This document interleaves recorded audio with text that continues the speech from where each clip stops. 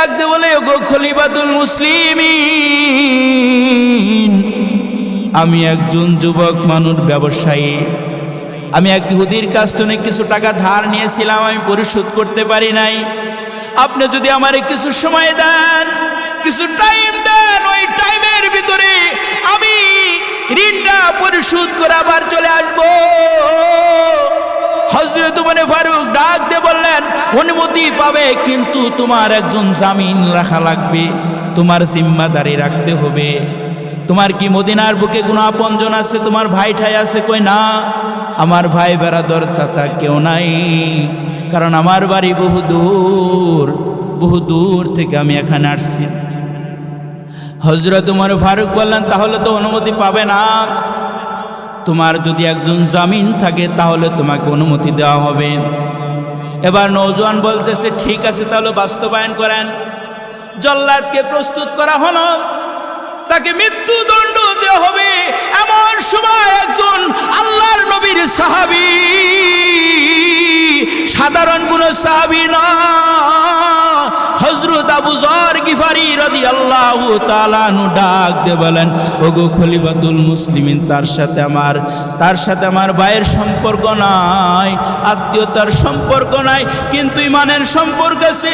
আল মুসলিমু আখুল মুসলিম, মুসলমানের বন্ধন আমাদের ভিতরে আছে। আমি সেই দাবিতে তার জামিন হয়ে গেলাম। হযরত ওমর ফারুক ডাক দিয়ে বলেন, ও ভাই, তুমি কি ভালো করে জানো তুমি কোন কাজ করতে যাচ্ছ?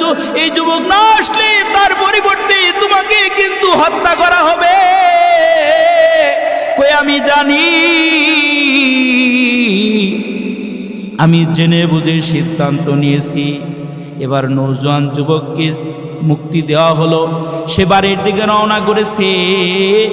বাড়ির থেকে ইহুদির ঋণ পরিশোধ করে মার কাছ থেকে চিরবিদায় চাই, মা গো, আমি তোমার সন্তান হিসেবে আমি তোমার মার দায়িত্ব পালন করতে পারি নাই।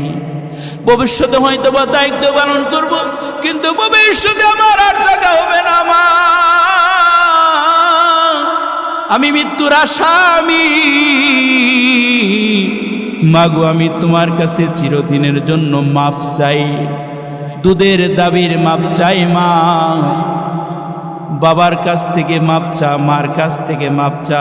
চিরবিদায় লইয়া সুন্দর পোশাক পরিধান করা একটা তেজি ঘোড়া লইয়া রওনা করেছি। এইদিকে নির্ধারিত টাইম পার হয়ে যায়।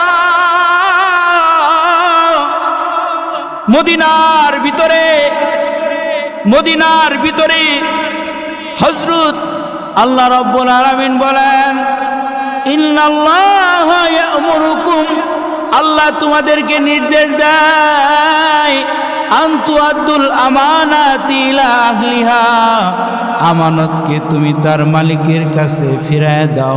ওয়া ইযা হাকামতুম বাইনান নাস, আর যখন তুমি মানুষের মাঝে বিচার ফায়সালা করবে, আনতাহকুমু বিল আদল, ন্যায়সঙ্গতভাবে মানুষের মাঝে বিচার ফায়সালা করবে।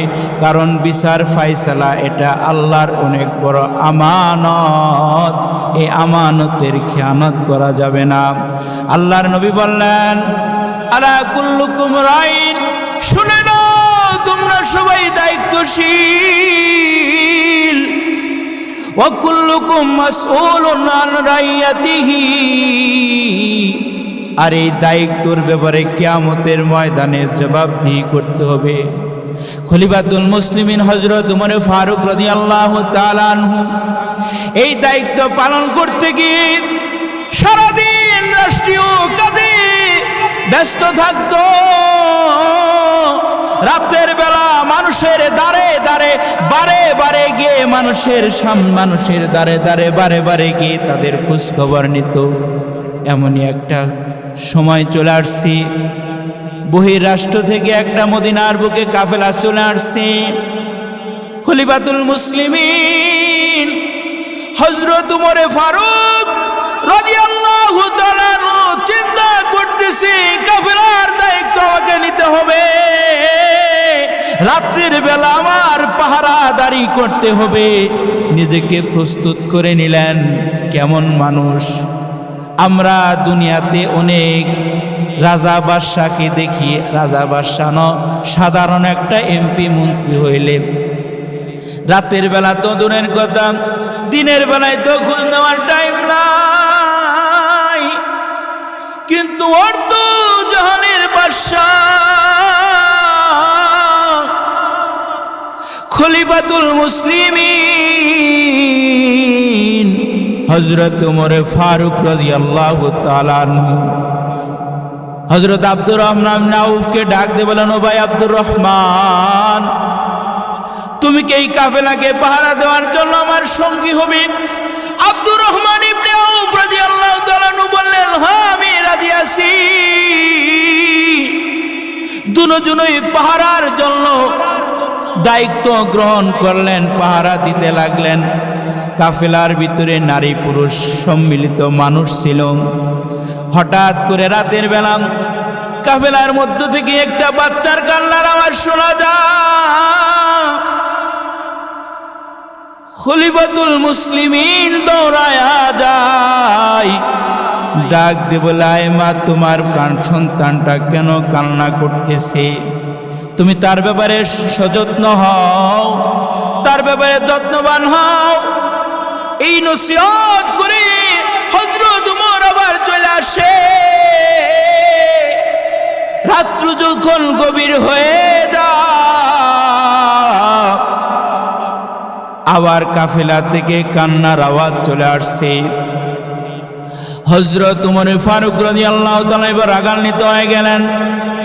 এই মা আমার, তুমি মনে হয় তোমার বাচ্চার ব্যাপারে বড় দায়িত্বশীল নয়, তুমি তোমার বাচ্চার ব্যাপারে দায়িত্বশীল হও। মহিলাটা রাগান্বিত হয়ে ডাক দিবে, আগন্তুক, আমি তোমারে চিনি না, কেন তুমি আমার পিছনে লাগছো? হযরত ওমর ফারুক ডাক দিয়ে বলেন, বাচ্চার ব্যাপারে তুমি মনে হয় দায়িত্বের ব্যাপারে অবহেলা করতেছো, এটা আমার ভালো লাগতেছে না, এটা বড় অন্যায়। কেন বাচ্চাটা কান্না করে বলো? এবার ডাক দিব, আগন্তুক ভাই, আমি তো তোমাকে ভালো করে চিনি না। খলিফাতুল মুসলিমিন ওমর নির্দেশ দিয়েছে, বাচ্চা যদি কোনো মা তার বাচ্চাকে দুধ থেকে আলাদা করতে পারে, তার জন্য ভাতা দেওয়া হবে। আমি বড় গরিব মানুষ, আমার এই বাচ্চাটা ভাতা পাওয়ার জন্য, ভাতার উপযোগী করার জন্য তাকে দুধ ছাড়ানোর জন্য চেষ্টা করতেছি। হযরত ওমর ডাক দিয়ে বলেন, এর বয়স কত? কই বয়স মাত্র 8 থেকে 9 মাস। আই মা, তুমি এই অন্যায় অবিচার করো না, এই অন্যায় আল্লাহ সহ্য করবে না। তুমি তোমার সন্তানের ব্যাপারে দায়িত্ব পালন করো, তুমি দুধ পান করাও। এই কথা বলে তিনি চলে গেলেন। খলিফাতুল মুসলিমিন হযরত ওমর ফারুক ফজরের নামাজের ভিতরে, মসজিদে নববীর ভিতরে ফজরের নামাজটা কান্নারত অবস্থায় কেরাত তেলাওয়াত করে নামাজ শেষ করলেন। নামাজ শেষ করে পরে ডাক দিয়ে বললেন, এই আমার সাথী সঙ্গীরা রে, আজ থেকে ঘোষণা দিলাম, ভাতা পাওয়ার জন্য কোনো বাচ্চার দুধ ছাড়ান লাগবে না।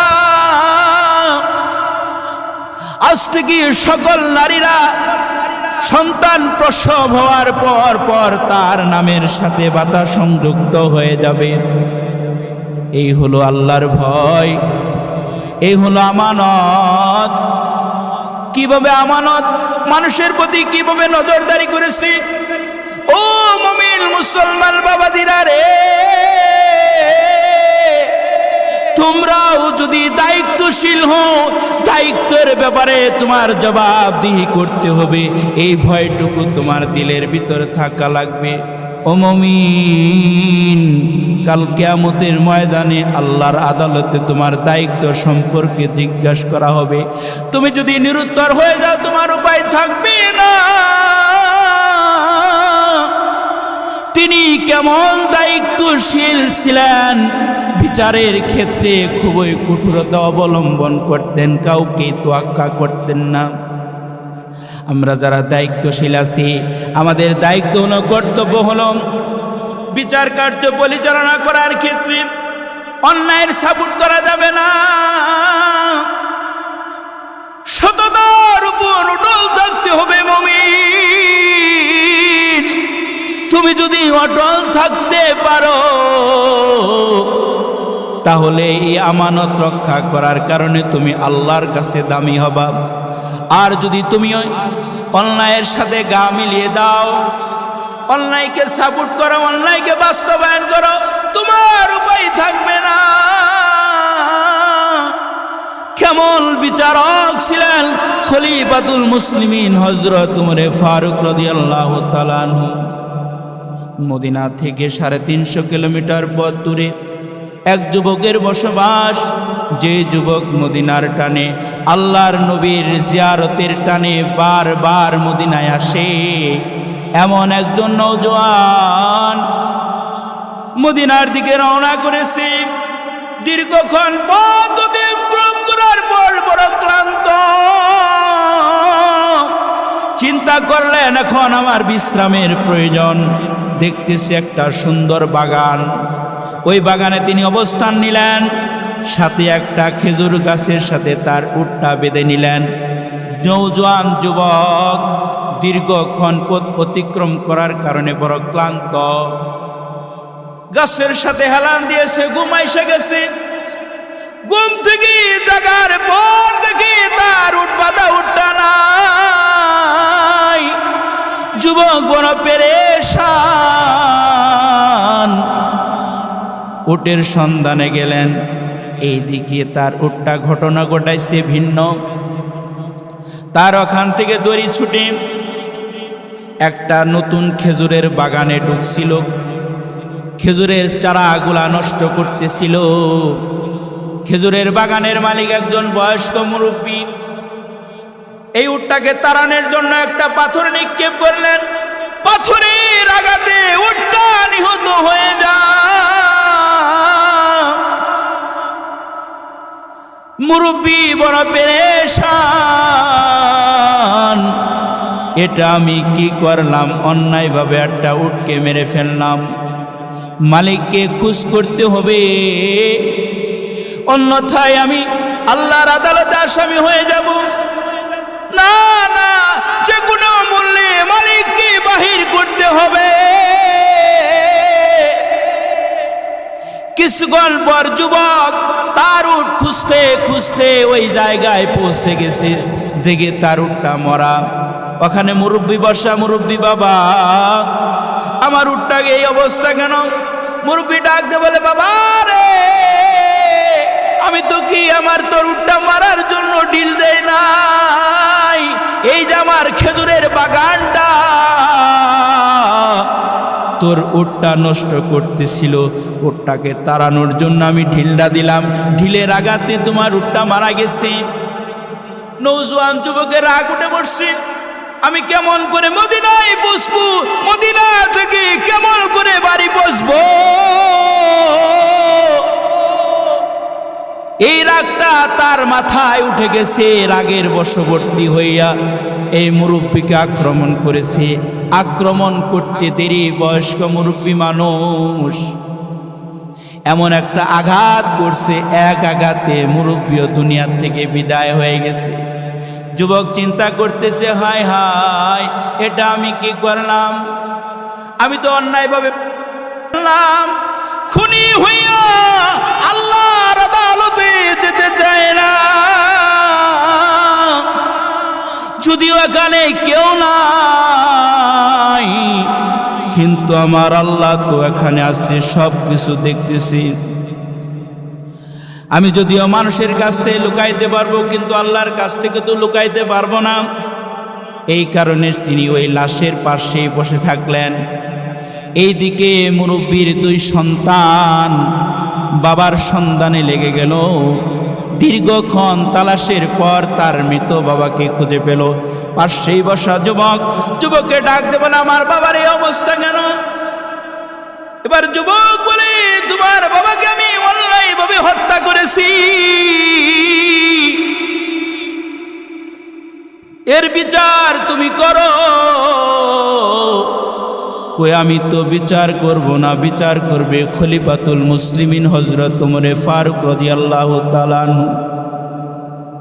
হযরত ওমরে ফারুক রাদিয়াল্লাহু তাআলা আনহুর কাছে মামলা চলে গেল। ওমর রাদিয়াল্লাহু তাআলা আনহু সব শুনে সিদ্ধান্ত নিলেন, তুমি যেহেতু অন্যায়ভাবে হত্যা করেছো, হত্যার বিনিময়ে হত্যা হবে, তোমাকে শহীদ, তোমাকে। যুবক বললেন, ঠিক আছে গো খলিফাতুল মুসলিমিন, আমারে পবিত্র করে দেন। আয়োজন সাজানো হলো। হঠাৎ করে খলিফাতুল মুসলিমিন ডাকতে বলেন, এই যুবক, তোমার কি মনের বাসনা আছে? ডাকতে বলে, গো খলিফাতুল মুসলিমিন, আমি একজন যুবক মানুষ, ব্যবসায়ী।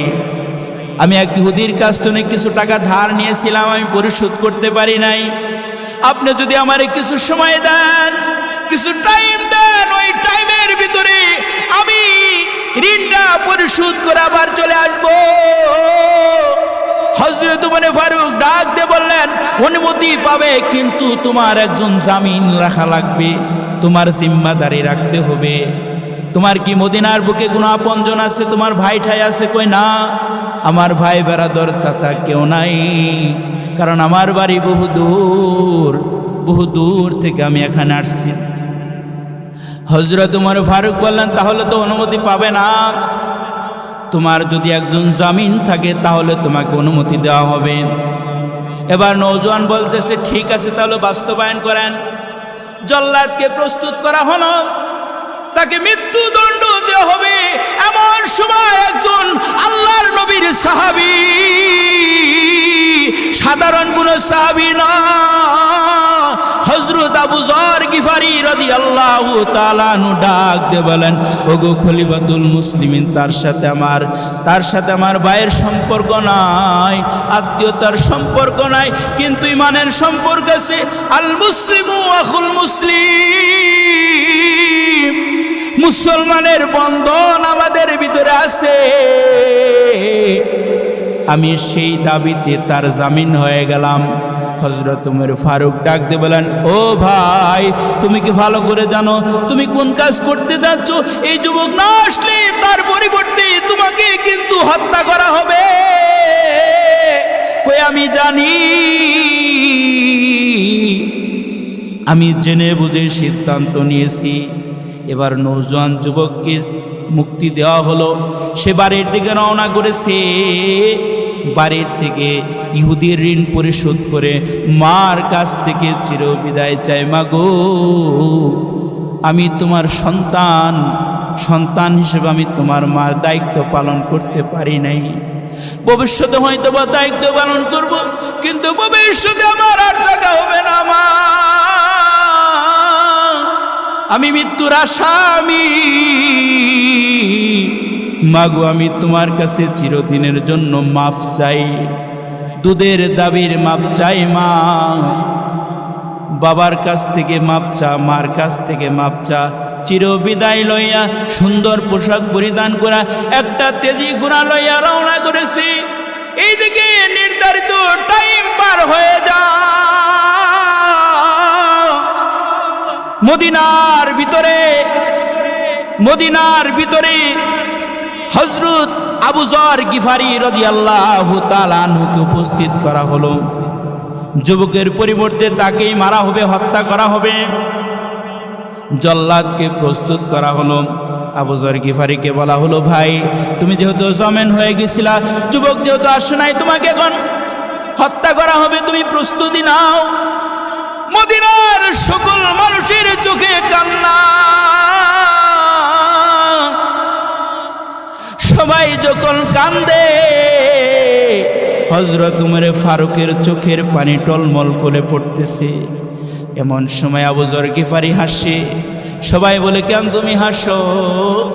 আবু যর গিফারি রাদিয়াল্লাহু তাআলা ডাক দিয়ে বলেন, আমারে তো আল্লাহ একটা হায়াত দিয়েছে, আমি তো আমার হায়াতটা আমি একজন মুসলমান ভাইয়ের জন্য ব্যবহার হয় না, আল্লাহর আদালতে অন্তত জবাব দিতে পারবো আমি একজনের পক্ষে আসছি, আমার কারণে একজন জীবিত হায়াত পাইছে। আল্লাহ এই উসিলাই তুমি আমারে মাফ করে দাও, একটা মাফের বাহনা থাকবে। কেমন মুমিন প্রস্তুত করা হলো, তাকে জল্লাদ প্রস্তুত করা হলো, এখন তাকে মেরে ফেলা হবে। হঠাৎ করে কে জানি আসতেছি, মদিনার ধুলাবালি উড়ায়া উড়ায়া কে জানি আসে। সকল মানুষ ডাকতে বলেন, ওগো খলিফাতুল মুসলিমিন একটু দাঁড়ান, ওই যে ধুলাবালি উড়াইয়া কে জানি আসতেছে। ঠিক আসলো, যখন কাছাকাছি আসলো দেখে নৌজওয়ান যুবক। সকল মানুষ আশ্চর্য হয়ে গেল। এতক্ষণ কাটলো আবু যর গিফারির জন্য, এখন সকলের কাছে কই কান্নার আওয়াজ। 350 কিলোমিটার পথ অতিক্রম করে এই পর্যন্ত আসছে। ও এমনি এমনি ওকে মারে নাই, হয়তোবা অন্য কোনো কারণে ভুলবশত মেরেছে। সকলের চোখের টলমল করতেছে পানি। এমন সময় মাইয়েতের 2 সন্তান ডাক দিয়ে বলেন, ওগো খলিফাতুল মুসলিমিন, আমার বাবার কেসাসের প্রয়োজন নাই, আমরা কেসাস উঠায় নিলাম, আর এই নৌজওয়ান যুবককে আমাদের ভাই বানায় নিলাম। সুবহানাল্লাহ।